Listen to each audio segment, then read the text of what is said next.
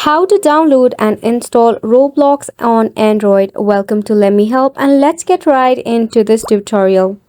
Firstly, open up your Play Store application in your mobile device.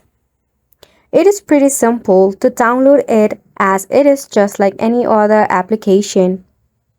In the search bar, search for your Roblox.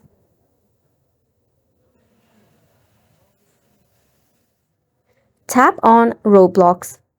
Select on the Install button.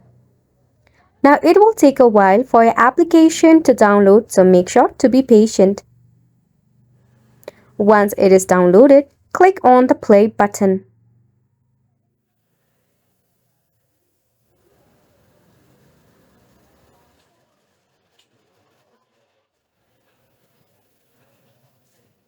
Now the remaining step is to sign in or log in into your account. If you have not signed in yet, tap on sign in.